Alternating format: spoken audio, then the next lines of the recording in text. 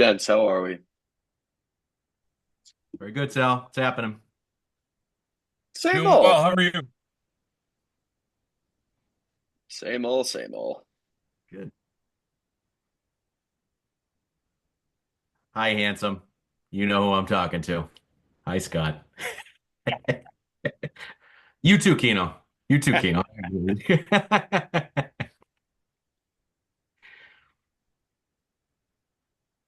BK, you off to Bryant? What's that? That is BK, you off to Uh, Bryant? Bet. yeah, Good. Good, good. Will you be up there? haircut first, and then to Bryant. Yes. Good. Nick, will you be up there, Nick? I know the game's at 6.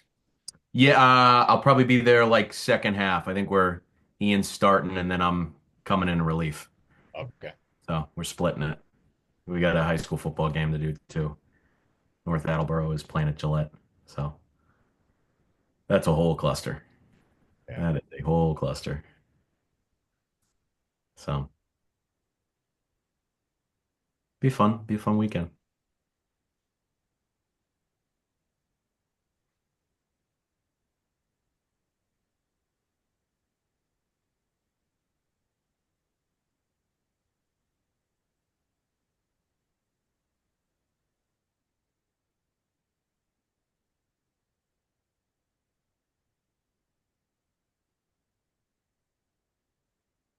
Nick, you going to be here tonight? I'll see you tonight.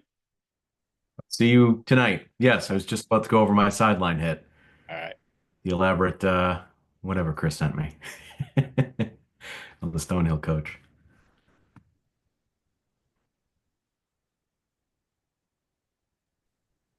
Watching their shoot around right now. Oh, really? Yeah. Nice. Yeah, this Swider girl comes from obviously a great basketball family. So that's Yeah. fun. I bet your parents will be there. Yeah, they were at the game where she played at URI. I would assume Yeah. that they'll be at Brown as well. Good people. Good people. All right, coach is in the building. I think we're good to go. What are we doing, guys? Thanks for I'm joining on. us, guys. Appreciate it on the short notice. Coach, you want to just give us a brief statement ahead of tomorrow night? All right, yeah. Obviously, super excited for great opportunity against a really good opponent. One for whom we have great amount of respect and expect a really intense battle, great environment. You know, we're excited about the opportunity for just everyone in the state who loves college basketball to watch this game and hopefully see two teams give everything they got. We have our hands full with them, their talent, their size, and kind of, just all the, issues they'll present. But we're playing better and uh, I think we're confident going into the game.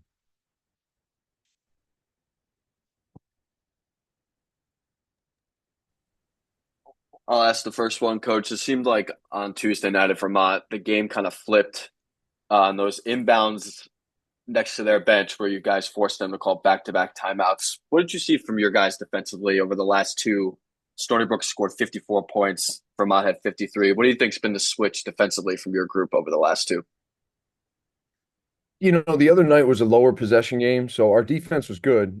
Maybe not as good as the 53 total points would indicate, but I think we were all, and Kino can speak to this too. I think we were all happy with the win at Canisius, but disappointed with our second half defense, giving up I think 51 or 52 points after building a lead, and it's a obviously we have some veterans in our team, but there's a lot of new guys playing, and even our veterans, other than Keno, are in new roles. So I think we're learning that when you have a team down, you've got to you can't let up. Not us. We're not good enough to do that. So defensively, we're I think we can be disruptive. Our pressure in the full court, our pressure in the half court, our speed and quickness can wear on you, and we felt that happened on Tuesday night. You know, you guys, you've had to deal with a lot of stuff in terms of you graduated some good players, be it that transfer, then Nana gets hurt before the start of the season, AJ at the beginning of the year, and then he missed the Vermont game. Yet through it all, you guys have really battled well. Just from my perspective, you seem like a really connected team. Like you're having fun out there, you're sharing the ball offensively. Can you just talk about that? I mean, this team, are you guys as connected as it looks out there? Yeah, we are. Of course we are. I mean, we spend all our time together, all our time in the locker room. The road trips, we're building up, connectivity on the buses and the hotels. So, I mean, it just translates to the court.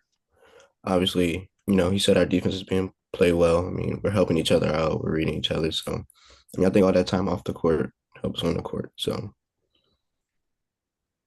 I'll jump in and one for Kino here. Just in terms of playing Bryant, how much do you guys as players feel that rivalry? I know sometimes, during the summer, maybe you guys will see each other, work out together, that sort of thing. But how much does that sort of fuel, the fact that you're only driving 15 minutes up the road to play another team? I mean, every year I've been here, the Bryant game has been off the charts with energy. They bring their own energy on the court. Their fans bring the energy. So I think everybody feels that. Everybody knows how big of a game it is. Everybody knows that it's an in-state game, and all the in-state games mean a lot. So I mean, I think everybody's excited. Everybody's ready for that environment because it's a great environment to play in. And then coach was just talking about just the size that they present. How much is that, a big challenge for you guys defensively, knowing what they have on the floor in terms of their size? Yeah, I mean, we're not the biggest. We know that. We know that. We lost Nano. We lost, we had some people transfer out. So, I mean, we just have to lock in and rebound, fight, and just fight, fight, fight. See, win the battle. Mike, I'll throw one to you. Just the fact that the road team in this rivalry has won the last four matchups. Is there anything that you can pinpoint there that's sort of led to that? It's kind of an odd thing. Well, let's hope it continues for one more year. Yeah, I think both teams bring fans. I think I think it's just been evenly matched series, especially those last 4 years, where obviously Bryant has become one of the better mid-major programs in the Northeast. They have guys who have, especially on this year's team, but even in past years, have proven they can play at the highest level of college basketball, and they're now thriving here at Bryant. So um, it's going to be, regardless of where the game is played, it's going to be intense, and it's going to be filled with energy, like Kino said. And most of those games have been down to the wire, and it's about doing everything you can to make big plays down the stretch and put yourself in position to win. Mike, if you look at Providence and URI, it's been a slow burn over 100 years or so. Their rivalry, Brown and Bryan, is almost like microwave in a way. Like it's heated up very quickly, and I don't necessarily know if there was a spark or one particularly contentious game, but when you guys get together, there really seems to be some heat there. Just how has that evolved? I just think both programs, operate with an edge, that we feel is necessary for our teams to compete for championships in our respective conferences. So, I love that about our team, and I respect that about Bryant. Like they're fighting for everything they can get. We're fighting for everything we can get.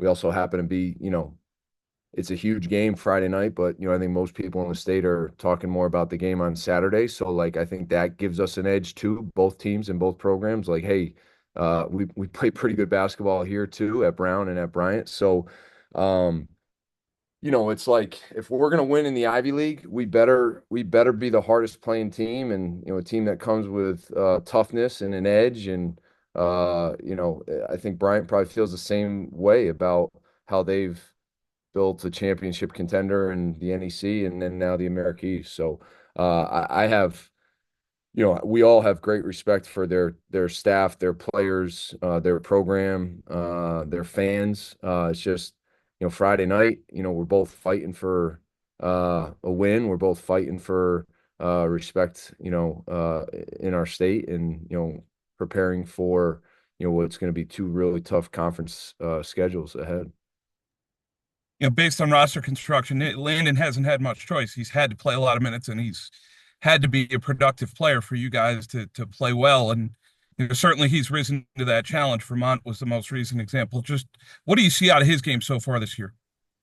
Confidence with every game, it's growing. I think his teammates are, seeing how obviously how effective he is when we throw him the ball inside. If you're going to try to single cover him, he's a tough one-on-one cover. If you're going to double off him, Vermont tried the first half possession in the second half on Tuesday night, and that left Kino open for three. So like, it's kind of you have Kino who demands so much of the defense's attention in every situation he's in. Now all of a sudden, Landon is someone that you really have to game plan for, and there's a lot of other guys around those two who can hurt you with shooting and cutting and playmaking. So he's worked really hard for this, Bill. I think so much of it is opportunity too. Like we had Mal graduated, Kalu transfers, Nana's hurt, and it's like I think Landon was going to have a big year even before Nana got hurt, but now that Nana is out, it's even kind of it's that much more pronounced how important he is to us. So I think it's going to continue. And he's one of the most driven guys we have. Like he is driven to be successful. He works really, really hard, and with that hard work and preparation comes confidence. Thanks. Coach, in addition to the, oh, sorry, Bill. I was just going to say, in addition to the size disparity, you guys are on two opposite ends of the spectrum in terms of pace of play. How important is it going to be to kind of slow down Phil's offense in tomorrow's game?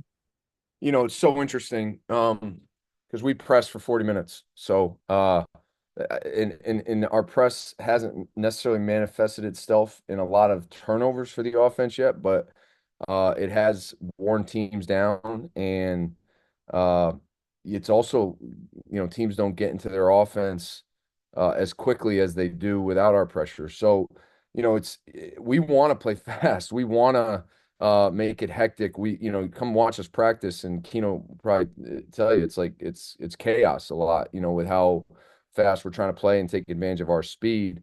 But the numbers show that, we're one of the slower tempo teams in the country right now. And I think that's just because while we press, it's not leading to a lot of easy baskets for the other team. Like it's kind of, it's not such a high risk, high reward press. It's more, maybe something that can wear you down and take you out of your initial early offense. So it'll be interesting, how that plays itself out tomorrow.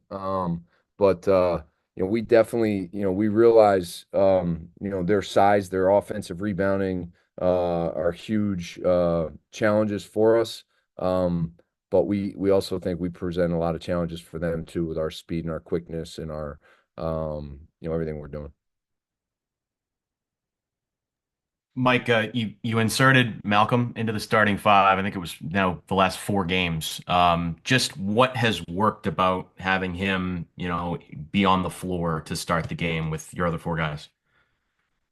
We like his size at the guard position combined with his playmaking ability. Obviously, Kino's our point guard and is our best playmaker and has the ball in his hands a ton. But when he's playing with Malcolm or when he's playing with JJ, it allows Kino to maybe roam a little bit more off the ball and put him in some more off ball action. So thought that was something I was missing from our group for a lot of the year last year. Kino didn't have the playmakers around him that maybe we needed to be as effective offensively. But yeah, Malcolm, he's rebounding Bill. I'm sorry, he's rebounding Nick, and he, six rebounds the other night, five on the defensive end. He's guarding other teams, like Bogues for Vermont. It's a big, strong, physical point guard who tries to post you up. Malcolm can hold his own in those matchups, and he's really just he's poised and confident with the ball in his hands offensively, so he can he can score at the rim, he can score in the mid range, and he's a pretty good passer too. So his emergence has been key, and obviously we're excited about how what we think he still has left in him. And then just this the matchup defensively with a guy like Timberlake and all the things that he can do. Just how much is it, maybe not just one guy, but everybody's sort of paying attention to what he can do because he is, such a difference maker in a lot of ways. Yeah, I mean, as dangerous as he is scoring, he may be best, getting other guys shots, over 5 assists a game. He's such a tough cover because of his size, his strength. He's got really good touch, if he gets inside 14, 15 feet, in the mid range, half hooks, runners, all those different things. But now if you start doubling him, kind of like I was saying, if you want to double Landon, Timberlake can really find people. So, and they've got great shooting around him. I mean, Pinzone's one of the better scorers in the country, regardless of level. And, they've got a lot of experience, Withers and Evans. I mean, those guys are big and they can knock down shots, and they're old. I think they're the 10th oldest team in the country, per Ken Pom in terms of Division I experience. So it'll be a lot of challenges, and we fully expect that. But I think our guys will embrace it, and we'll be ready to play. It's gonna be a tough challenge, but we'll be ready. Coach, seems like AC has kind of been like an unsung hero for you guys. He's double figures in 7 out of 8 games. What have you seen from him through the first 8? He's in his senior year. He's experienced. He's played a lot throughout his time. I think him and Nana are really close, and I think Nana's absence. Everyone has kind of embraced that they have to step up. Maybe no one more so than AC in terms of knowing the responsibility that goes along with the opportunity he has. So he's shooting the ball, he's rebounding the ball, he's defending, and he's playing like a senior who desperately wants to go out as a winner.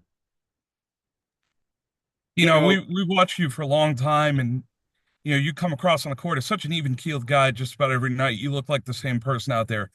Is there something different inside in a rivalry game or a big Ivy League game or whatever else, or is it truly, just another night for you? Um, Obviously, I'm excited. It's a big game, and the rivalry, the everything, the fans. But I mean, I have to save and kill just so I don't get out of, get crazy, get turn the ball over, da da da. I gotta save and kill for the team, so they don't get rattled. So, I mean, I have to be this way so that we can be the best. He sees his coach get emotional enough. He can't do what I do. So.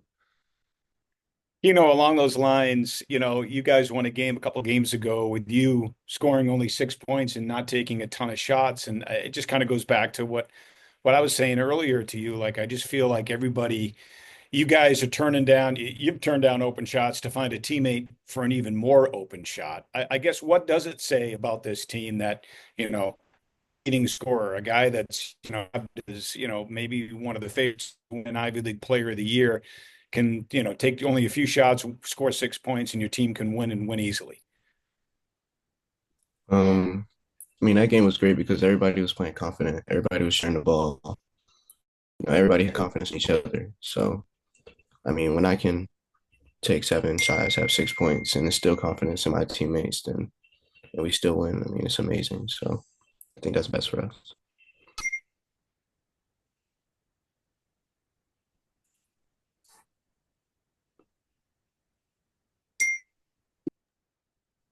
Anybody got anything else for Coach and Kino?